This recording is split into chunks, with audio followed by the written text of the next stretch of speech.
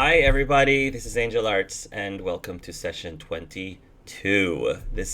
We only have 4 sessions left, including today, and so we are naturally reaching the end game. We are still, however, in the tropical isles of the Chi Islands, and have 2 more trials left and some things to wrap up. And yes, Gremlin Mike is back. Hi, Gremlin Mike. Thanks for coming back again for the second day in a row. So good to have another fresh face.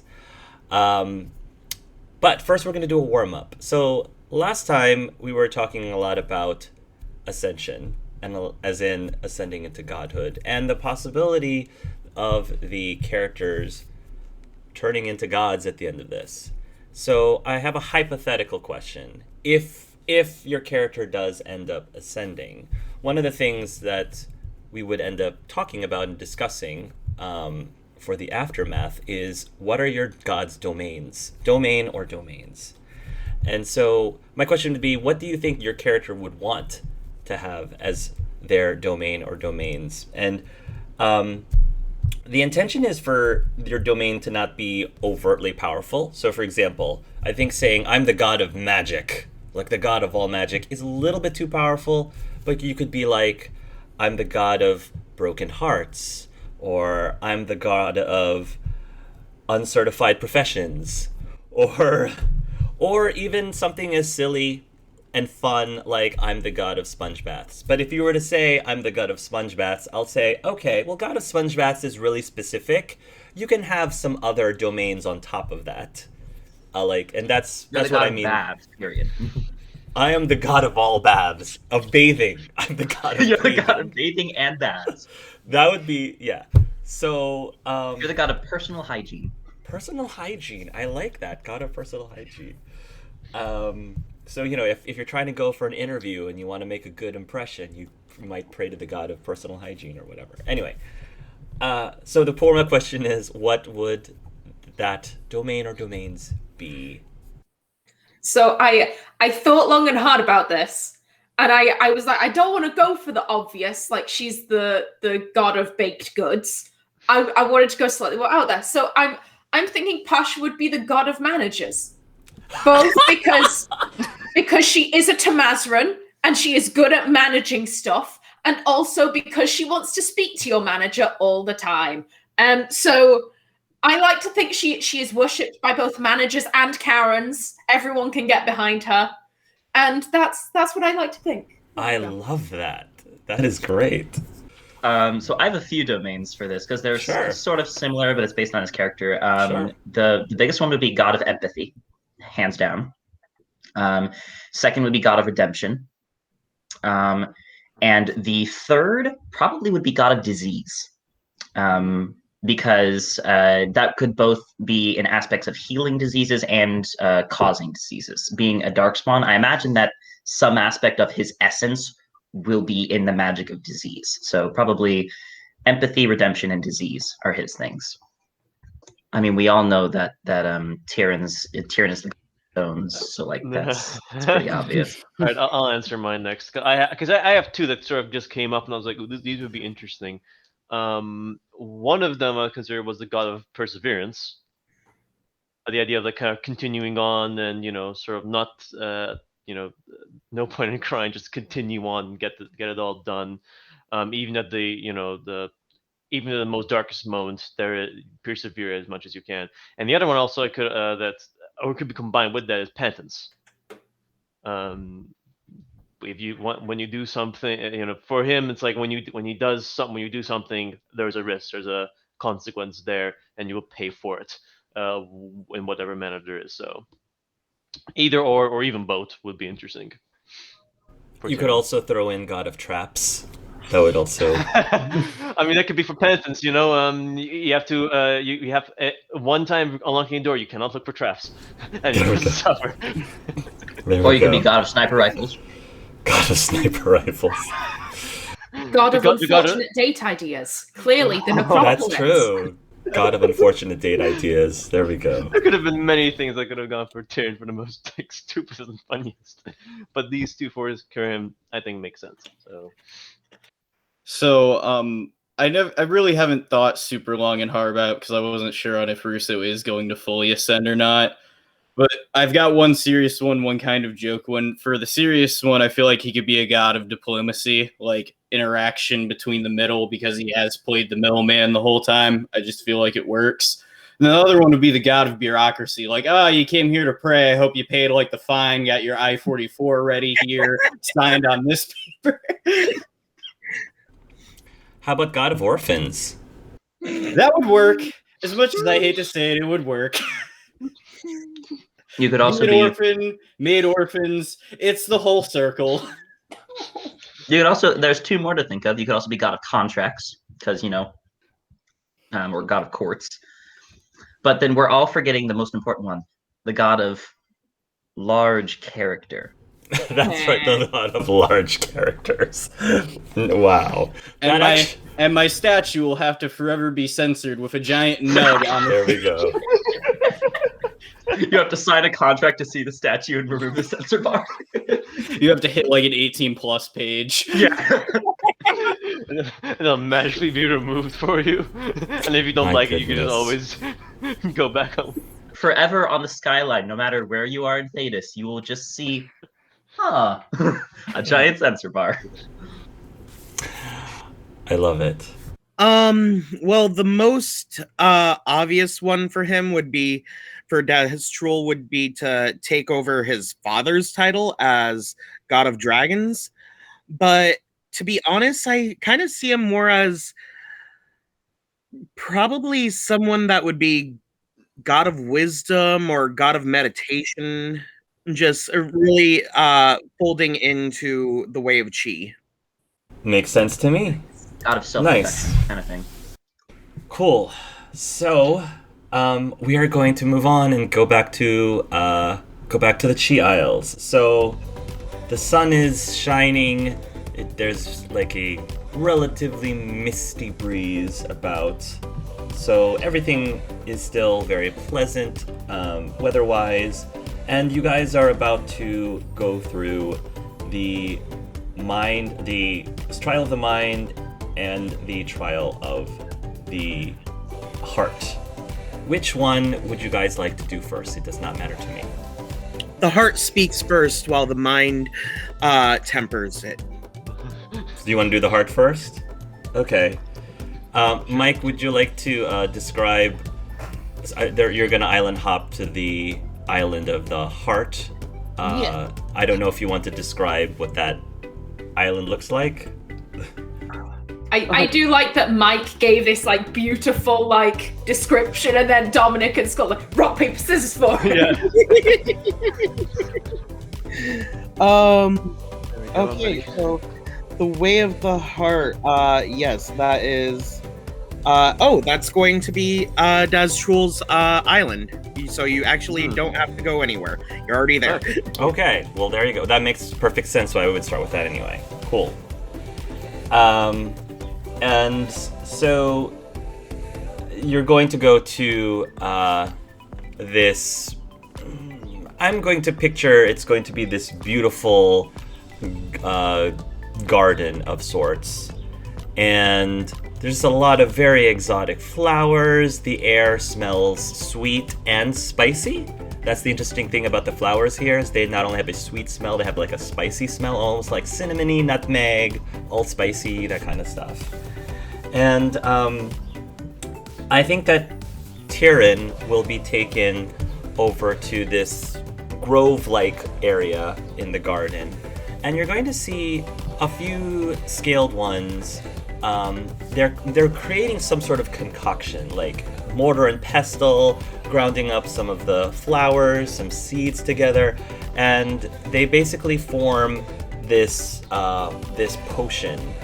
And it's like bubbling, and it's very thick and viscous, and it looks kind of tar-like, but it doesn't have the color of tar. It has the color of like super, super thick gooseberry jam is the best way I could describe it. And I'm going to say that one of the potion makers, he like hobbles over to you. He's sort of like hunched over and, you know, is moving in a not as traditional way. And he goes, "Here you go, trial ember, here you go." And he's just holding up this bottle with this fluid. sort of takes the bottle, like sort of looking at it. What is this? It's for your trial. Good for the heart. Very good for the heart, he says. He kind of gives a look. He sort of looks at him and he says, "If you say so." You take a drink, and again, it's super thick, and it like coats your throat. The flavor is, I'm not gonna say it's disgusting. It's not something you would go out of your way to have again. Yeah. You can bear it, but it's sort of like Sickly. Sickly sweet. it's sickly sweet. Yeah, Like that's a medicine. good way to put it. Like Sickly medicine, pretty sweet. Right, if somebody took the worst tasting medicine that you had as a kid and just tried to hide it with sugar, but it just didn't really hide it that well, it just made it. Not only does it taste nasty, but it tastes nasty and sweet. Pretty much. And then after a few seconds, probably not more than 15, the room starts to spin a little bit and you're getting a little woozy, almost like you're getting drunk and you're getting drowsy, and then you kind of fall over and everything blacks out. Let the trials begin. The vision before you starts to form, Skull, and the room that you are in looks like no room at all that you would find on the Chi Isles. It's very like straight-edged, angular, and it's full with a lot of people. And you realize that this room is full of other mages, magisters. And you realize you are in a Tevinter courtroom. At the very front of the Tevinter courtroom, there seems to be a judge of sorts. And the thing with the judge is you can't really see specific features on the judge's face, but the judge has the gavel and he, pounds the gavel and he says, "Order! Order! Tirin Seedoff, if you could stand, please." Stands up from his collapsed state, sort of looking around. Tirin Seedoff, you are here on trial for the murder of Lord Amerin Forfax. How do you plead? Before you give your answer, you peripherally see right next to you, you peripherally see on the other side of you, is some gentleman, very aristocratic looking. I would say that you've never seen this gentleman before, but based on how this person is dressed and the features on their face, this person looks like a relative of Amerin Forfax. Some relative, uncle, you're not really sure. And right next to this gentleman on the other stand, who you presume is the plaintiff's stand, is a very well-dressed female lawyer, Hilda. To your other direction, you see that the person representing you is dressed in a very fine suit. Russo, what does your suit look like? So I'd say this one's kind of like a half and half between like the one he wore in Navarra and the one he had for his date with Violetta. So it's very much like more of a satin gray with like a bit of a red pattern on the vests, and then it kind of burrows down to pretty much like gold cufflinks on his wrists, and then pretty much just like a tan belt. Once you've seen these three people in this courtroom, the judge in front of you starts to move backwards and starts to talk in gibberish. And you realize the reason this is happening is because time is starting to rewind, and then it's starting to rewind faster and faster and faster and faster and faster until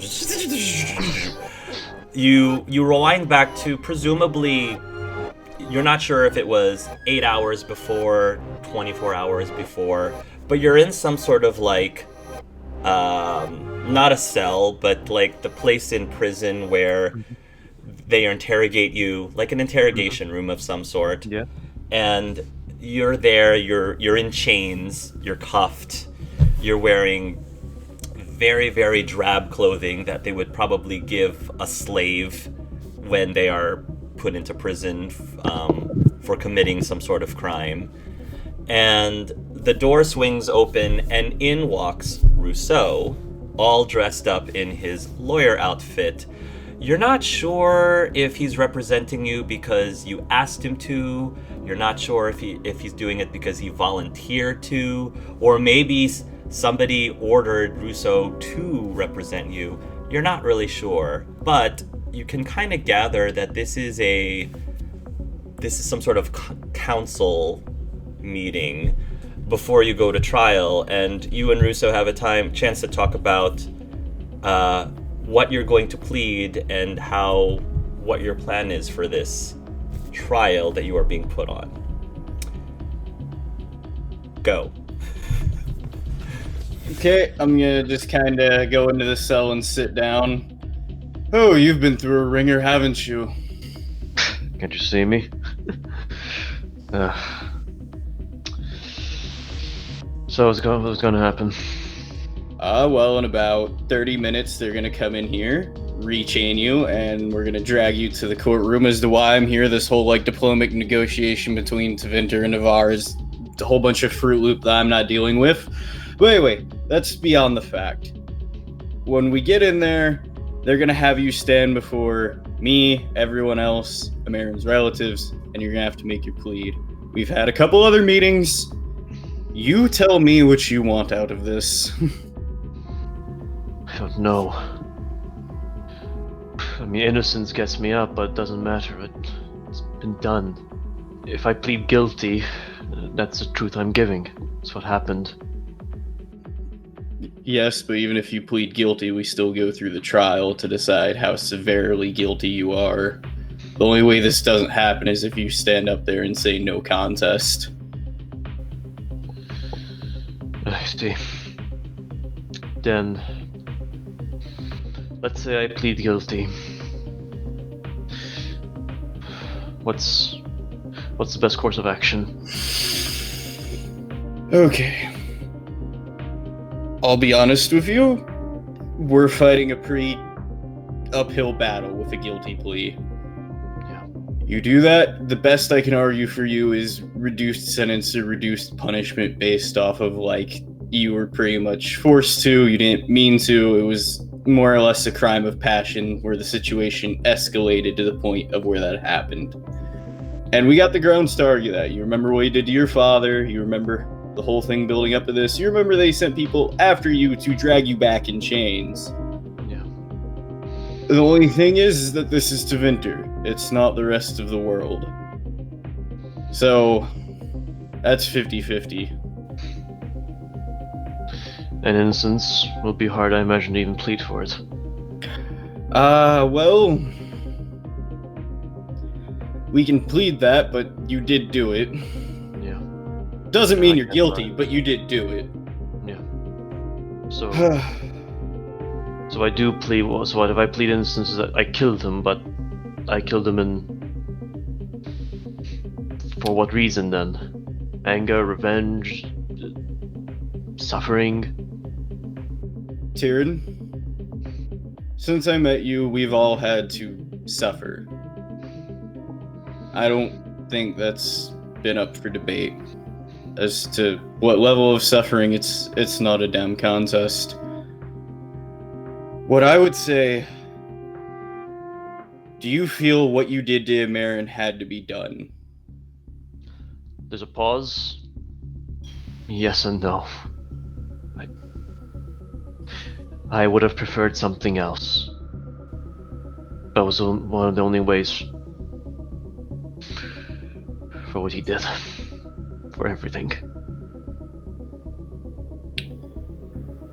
Okay. Tirin, you have my praise. Most anyone else in this situation would have pleaded on insanity or just stuck to innocence. You want to go and plead guilty and argue your case there, I'll help you. It's just, when we get to that stand, I want you to go into every detail possible. I want you to give your whole story and I will do my best to help you with the facts. But if we're gonna argue this is a crime of passion, that you deserve reduced sentence, or that what would have happened to him would have happened by another slave eventually, we have to be very earnest and sincere. Play our cards good enough, this might go straight to Calpurnia herself. Got it? Got it. Russo. Thank you. Don't thank me till you're either better or worse. We'll see, I guess. Time will fast forward now, and eventually you'll find yourself back at the courtroom again, and the judge will repeat his question, though this is actually the first time he asks this question, and asks, Tirin Sedov, you are here for the murder of Lord Amerin Forfax. How do you plead? I plead guilty. And as when you say that, there is a reaction amongst the crowd. The magisters, some of the magisters like gasp, but a lot of the magisters they sort of like grin and they sort of nod. And things in the courtroom start to quiet a little bit, and you hear this voice behind you. Tirin, my boy, guilty?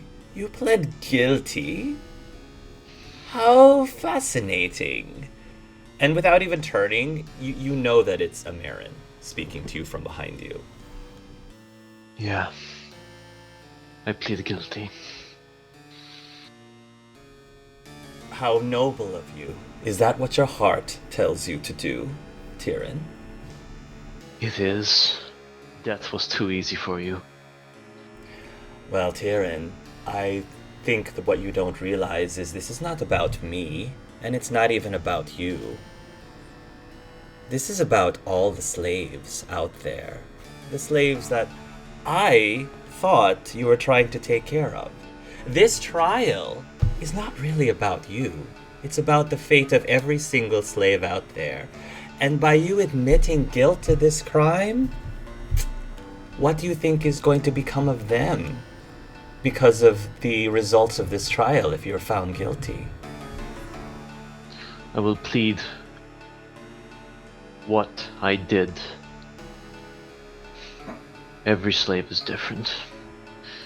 Every master is different. I will plead why I did it.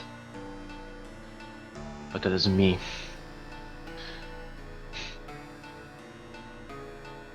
I will bring my case up. Let the magistrates decide. Hell, they can throw me into prison. My name is already bloodied. But I need to give my reasoning of why I did it. And you don't think that that will end up dooming all of the other slaves out there? Don't you think that's a little selfish of you, Tirin? I cannot say. The time will then fast forward, and you are now on the stand. And it looks like the lawyer, Hilda, is examining you followed by a cross-examination, I guess, by Rousseau if he wishes to do so. I think that's how that works. So Hilda is just kind of, walking around back and forth, and she is holding up in a plastic bag of sort, and said, and inside the plastic bag is this tainted dagger. And she sort of holds it up to you and says, Mr. Sedov, does this look familiar to you? Yes. To your knowledge, Mr. Sedov, is this the weapon that was used to take Master Amerin Forfax's life? Yeah, it looks like it, but there are more than one of those daggers. I don't know the same one. So by that answer, you basically are admitting that you were aware of his murder. You were at least present enough in his murder to know that a weapon that looked like this, at least, was used in his murder. He stays quiet. Mr. Sedov, a simple yes or no. Yes.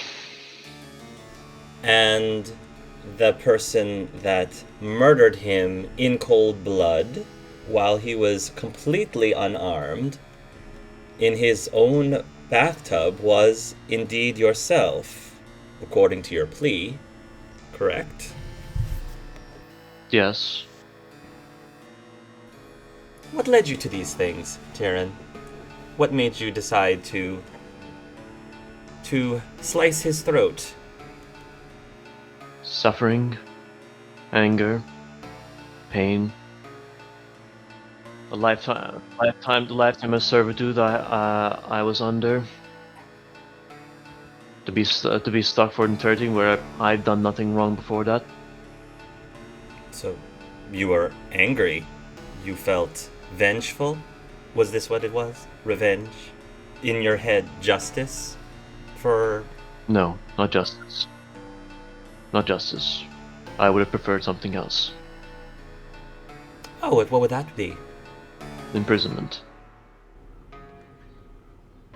So you needed to murder a man in order to get to prison? No, not for me. I wanted. That's what I wanted for Amaran. Ah, I see. You wanted Amaran to go into prison. I see. What happened? All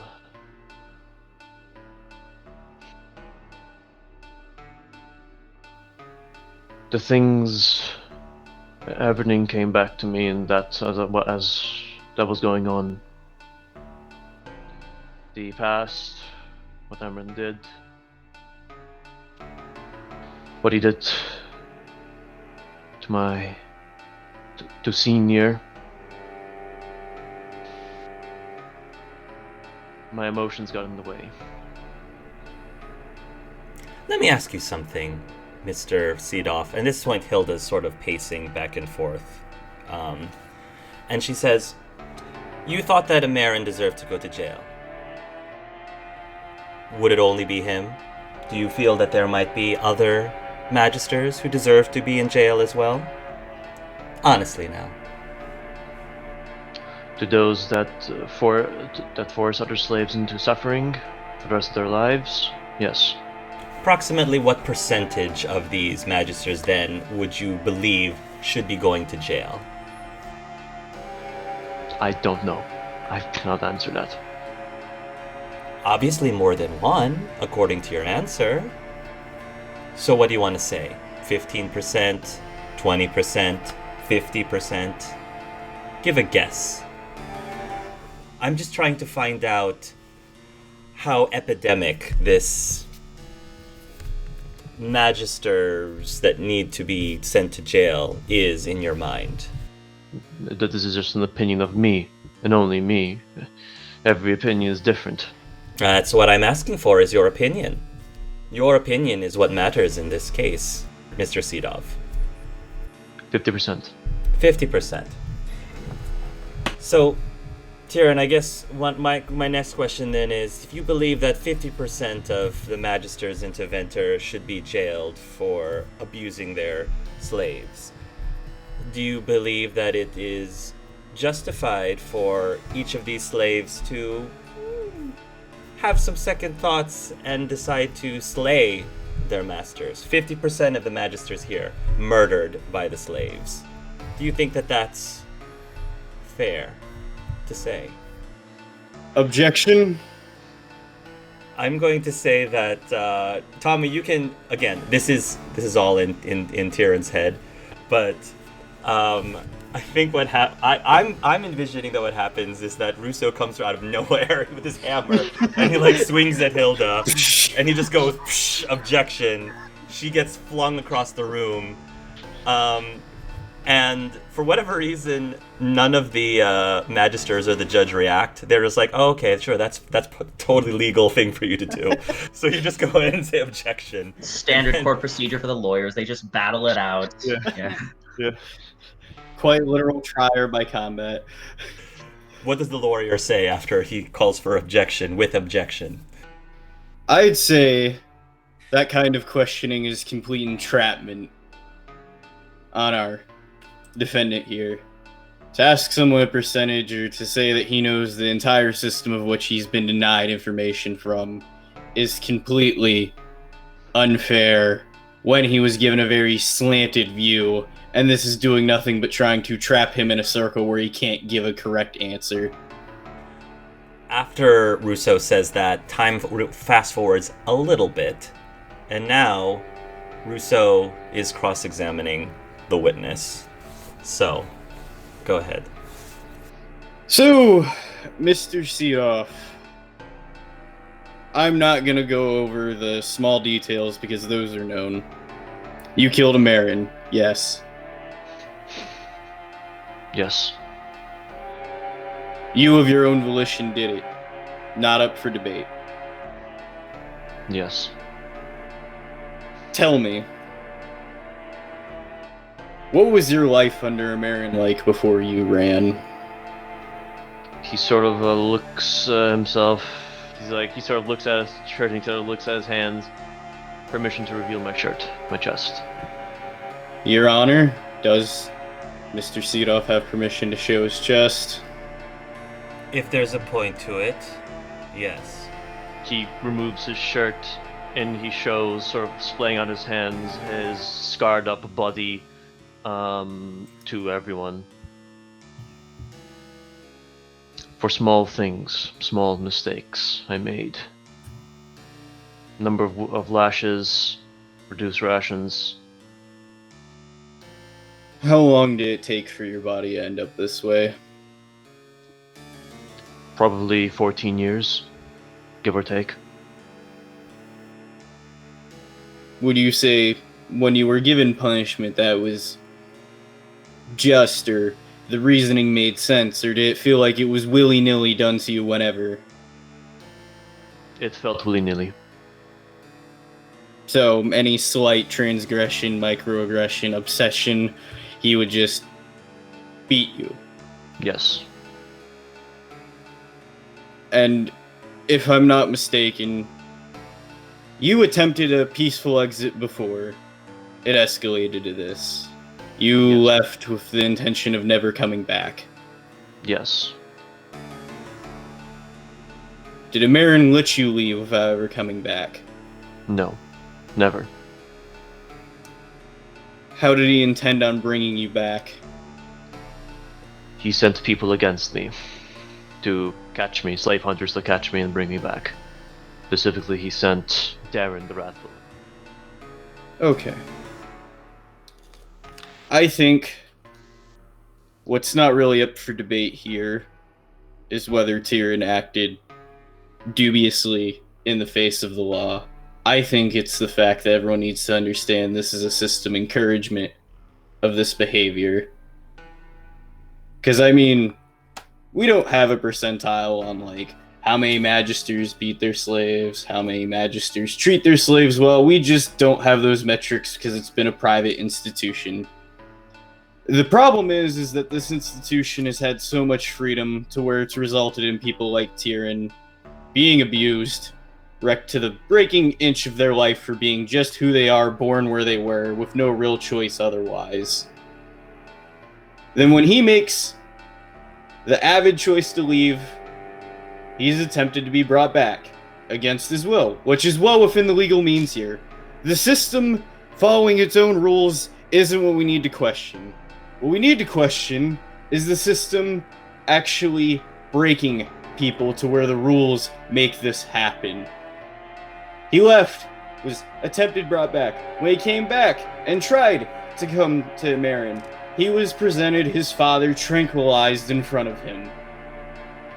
He had all the beatings, all the signs. Anyone else, if they weren't a slave, would have been well within their means to at least attack Amerin in self-defense for that kind of crime. But because he never had the choice, was made an object more than a living being, he was given no choice except to break the system that made him. So while he did commit a wrong in doing that, I feel like every Magister that was complicit in this willfully played a part in making it happen. And this probably would have happened to someone else if Amerin did this to his other slaves. It probably has happened to other Magisters before and been swept under the rug. I'm not saying you need to change your system, but you need to account for the fact that when you treat people like this, force them like this, it's never going to work out.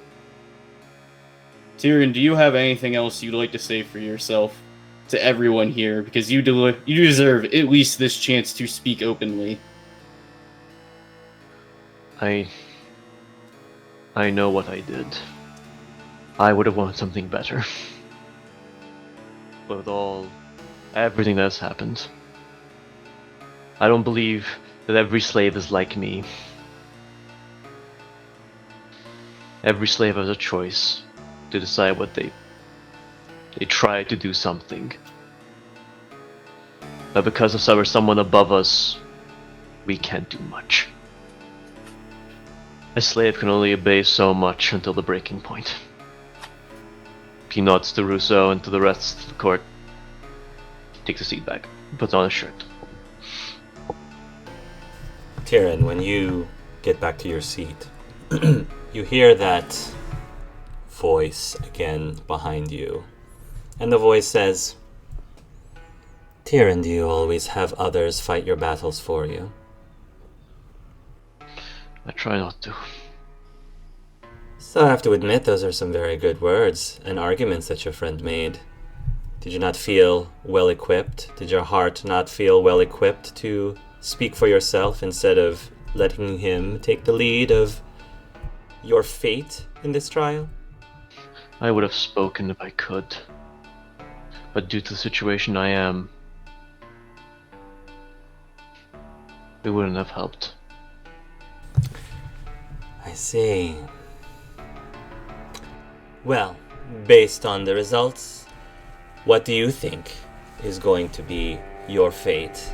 And what do you think is going to be the fate of all of the slaves in Tevinter? I will be probably placed in prison, possibly, or hanged, whichever sentence is best to decide for the court. As for the rest of the slaves, I only have a hope that everything changes after this, but I know it's a very hard, long fight for that. Yes, that's true. A long fight. Speaking of long fights, then, what of the Siderials?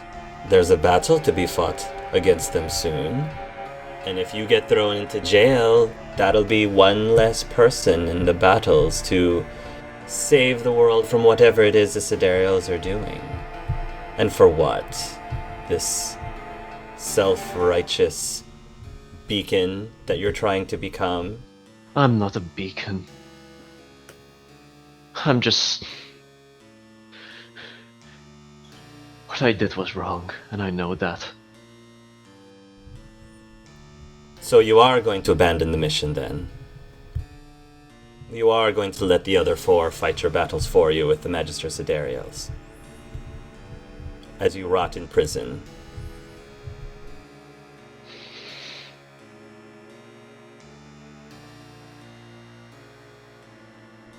That's why you were intending on going straight into Tevinter before, correct? You were going to abandon everything that you had worked for up to that point just so that you could do the right thing. And what would you know? You're just someone above. Got killed by his own slave as he tried to bring a revolution. Just to stop what was going to be a good change. All because you cared for yourself.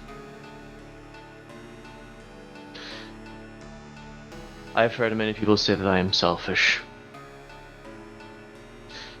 I just believe certain things need to be done right.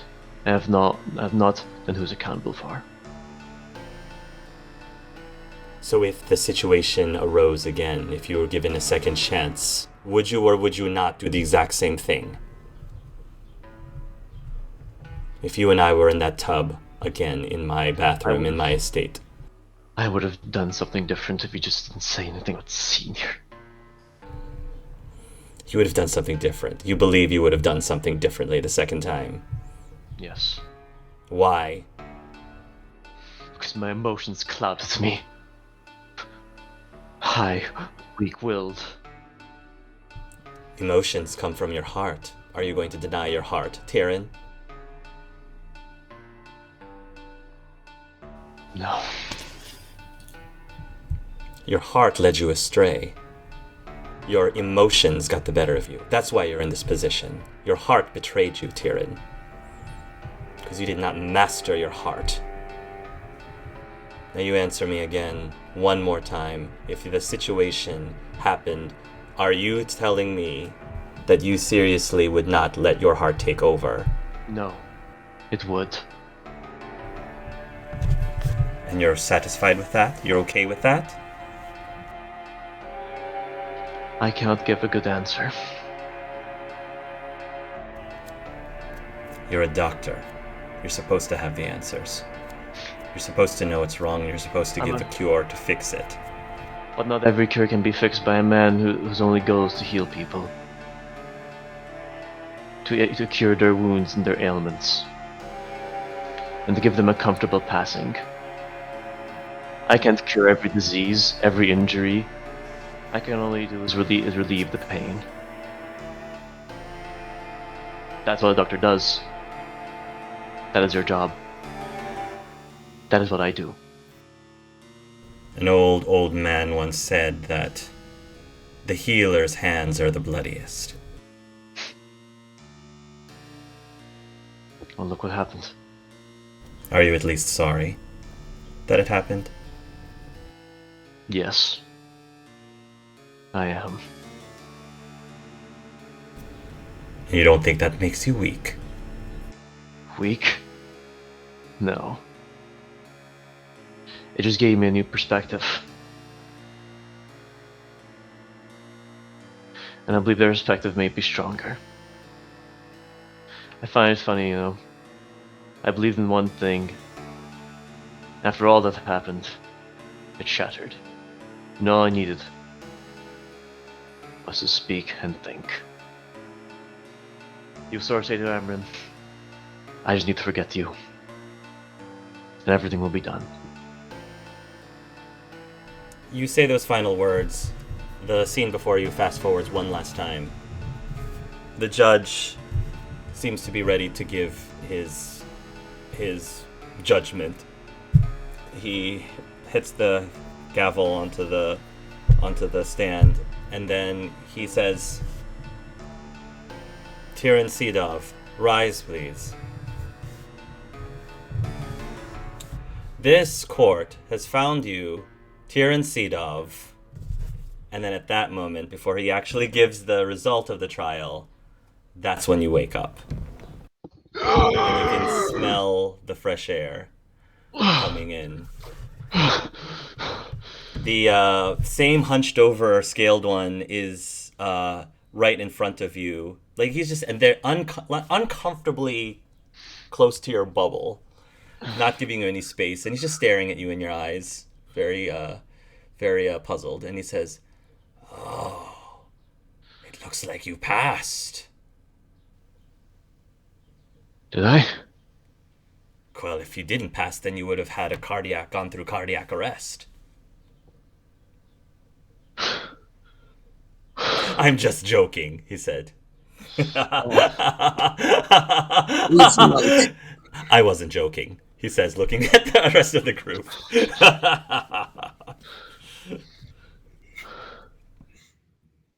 Sort of stands up, sort of looks over to everyone, and finally sort of looks at Drazgul. Your heart was troubled. There was something within you that you needed to rearrange, reorganize. It looks like you did just that. Thank you. He gives a bow. And everyone sort of looks, anyone with empathy, or like anyone who has seen Tirin, like Tirin sees, you've seen Tirin in the sort of the past. He has like a hunch over back, a little bit feared, a little bit worried, afraid. Now he seems he's gained some enlightenment. He has this eye of like questionable, but he seems upright. Good job, Skull and Tommy. Good job. Tommy, I do have to say, I think that comparing how Russo performed in this trial versus the Navarin trial, I really, really felt like Russo improved since his Navarin trial a lot, just as FYI. Even though that wasn't actually him. But. Thank you. Imaginary me did great. Yeah. Different thing. No, those.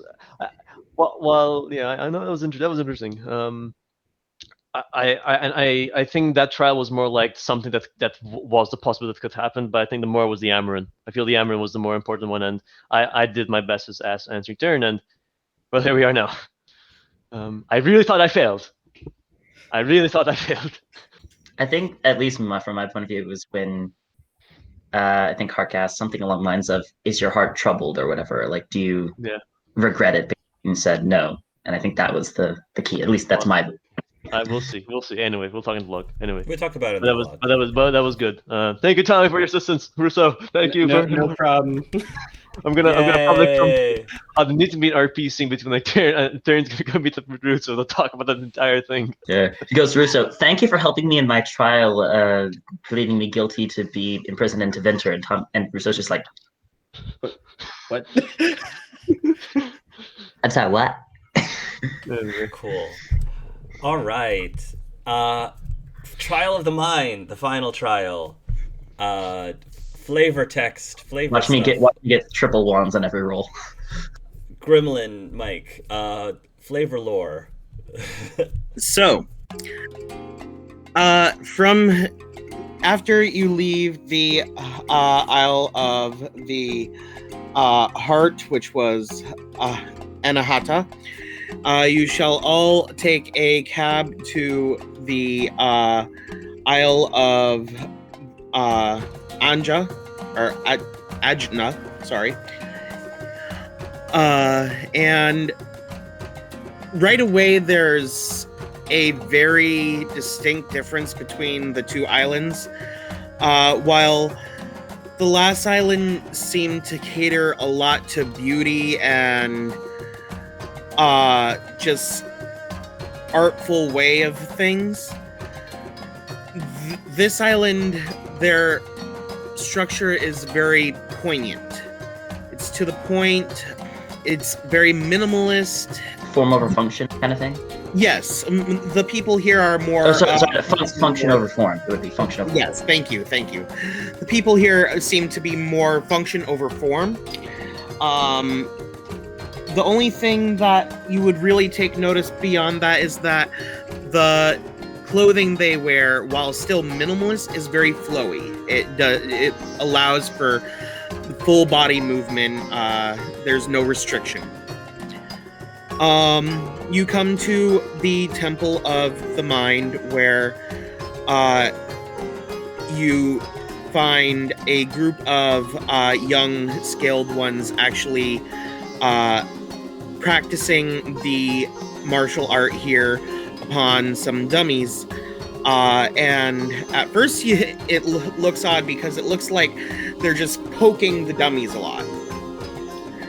But upon closer inspection, you'll see that some of the more trained students are actually leaving holes in these dummies as they are practicing pressure point martial arts.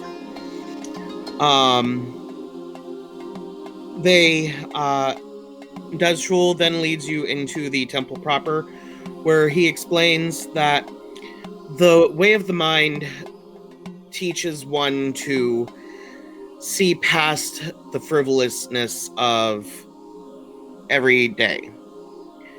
You're to find a way to the answer to that is right in front of you, the quickest way to solve a problem.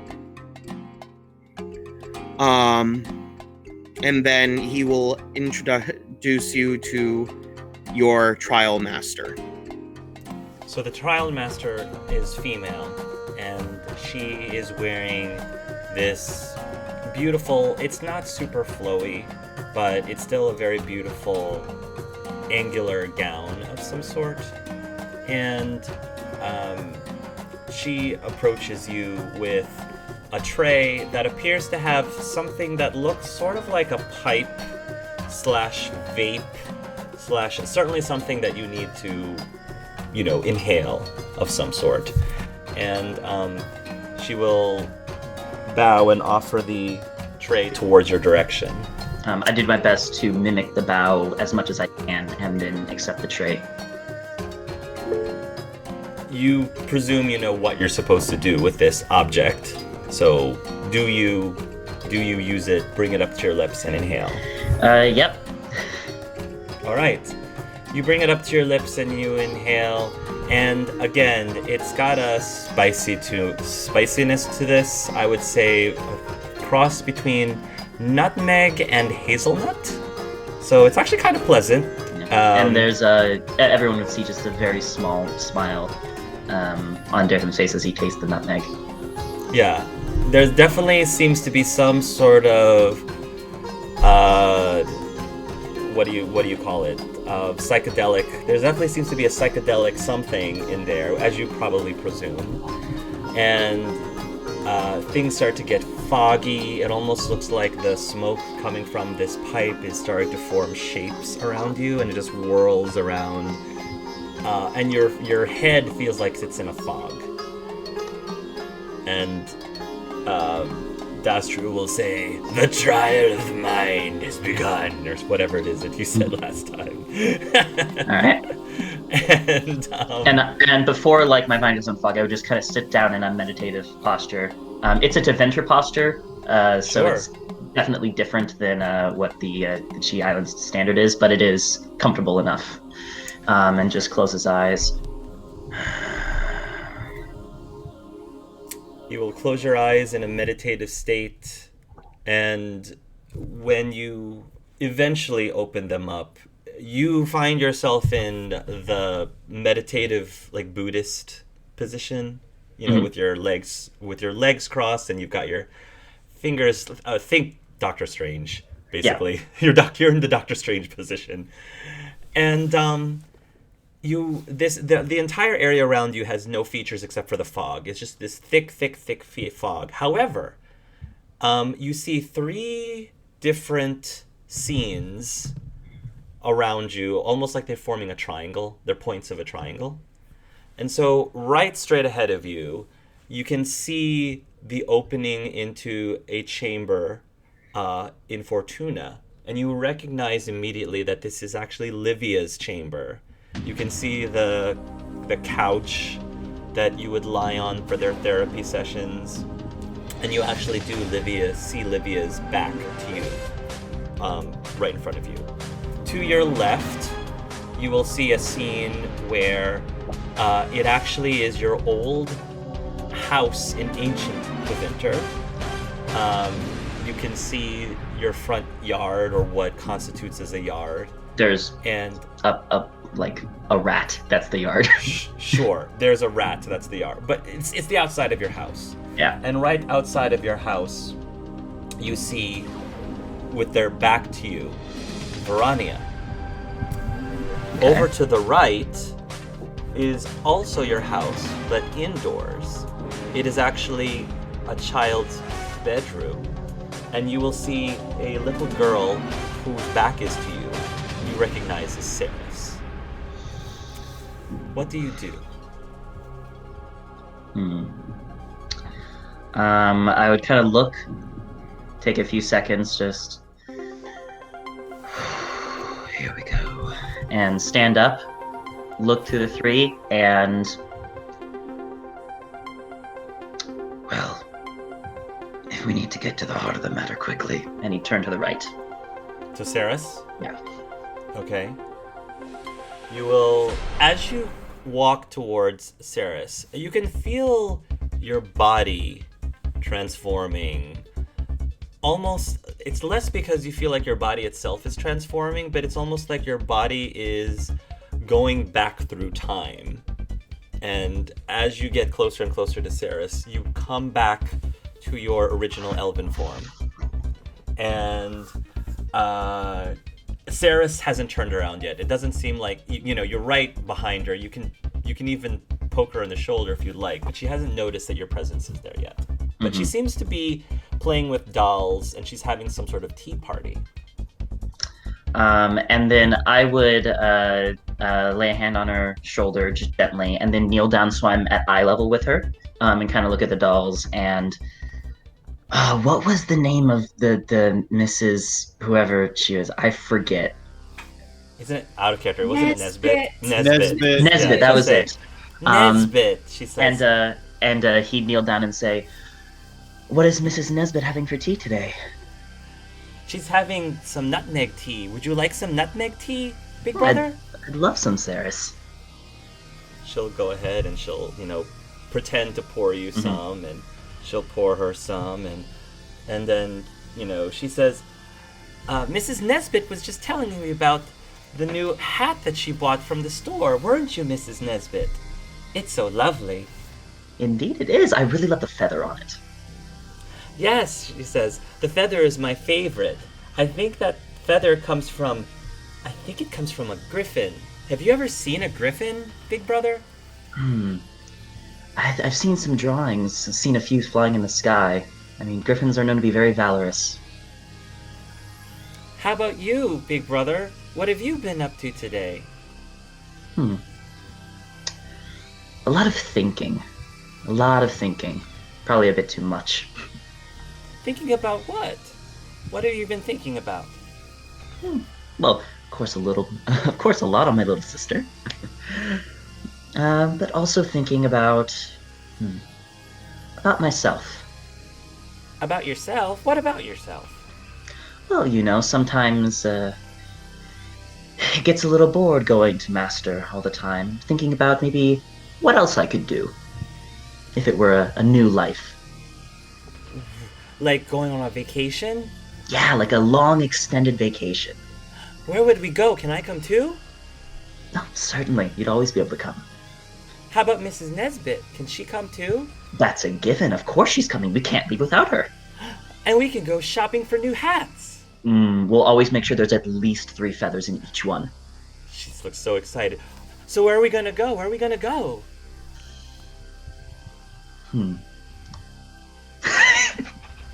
Out of character, I want to go second start at the right and straight on till morning. But he'll say, up. Up? I don't understand. What do you mean, up? I don't really understand either. I think we'll find out together. It's a mystery. You will actually feel your body start to levitate off the ground, and then you'll start to rise, almost like you're phasing through the ceiling. And as you phase through the ceiling, you find yourself up into the night sky, and all around you are all these stars. And from down below, you can actually see the world of Thetis. You're like little tiny specks of people, very, very tiny specks of people. But the night sky is full of all these stars. And you're just floating there, and she's floating there, and she's got the doll, clutched in her arms, and she's looking around in awe, and she says, "Wow, this is a really cool vacation. I don't see any stores, though." We'll have to find some. I'm sure one of these stars is probably a hat store. Big brother, can I ask you a question? Always. I was asking this to Mrs. Nesbit, but she didn't know the answer. Wherever you start, it's all the same, with no beginning or end, whatever the game. For a symbol of eternity, I've been used in many guises over for you to muse. So here's how this works, Dominic. You are welcome to try to give the answer on your own. Okay. In character, this is Darethim's trial. Darethim's figuring this out on his own. However, Okay. out of character, Dominic has opportunities for some lifelines if you want to use some lifelines. Okay. With you or with the other players? So the answer is yes. So how this will work is if you feel like you need a lifeline, if you don't feel comfortable giving an answer by yourself, I will ask you to make just a straight up cunning roll. No specific focus, because giving you a focus might give you a hint as to what this answer is.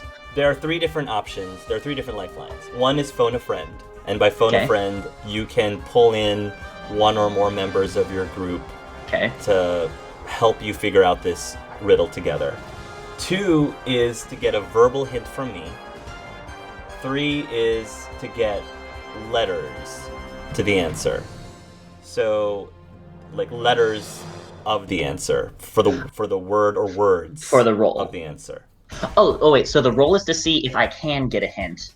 The roll is to see how the quality of the lifeline. The quality of the hit. So Got it. So if you roll really low on phone a friend, you only get one person. If you roll really high, the entire group can help you. Got it. Okay. For a verbal hint, like the quality of the verbal hint is dependent on how high your roll is.